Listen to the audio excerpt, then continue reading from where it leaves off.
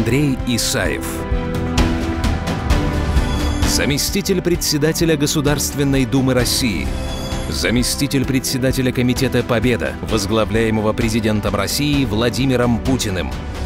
Стоял у истоков создания партии «Единая Россия».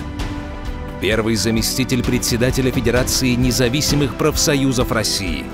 За активную законотворческую деятельность награжден орденом за заслуги перед Отечеством и другими государственными наградами.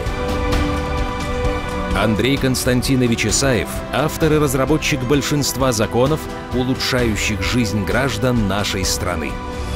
В течение 17 лет в Государственной Думе он последовательно отстаивал и продолжает отстаивать интересы простых людей.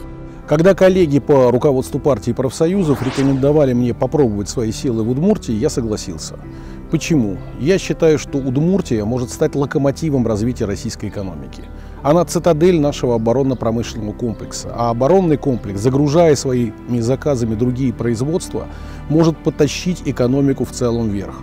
Удмуртия сегодня демонстрирует успешное развитие сельского хозяйства. Но для того, чтобы Удмуртия росла, необходимо, чтобы люди чувствовали себя здесь хорошо. Необходимо защитить интересы людей, которые живут в Удмуртии. Это как раз моя специализация в Государственной Думе. Я занимаюсь вопросами социальной защиты. Поэтому я принял для себя это решение и хочу честно работать здесь как депутат, представляющий и защищающий интересы Удмуртии. Андрей Исаев, сильный депутат, защитит интересы Удмуртии.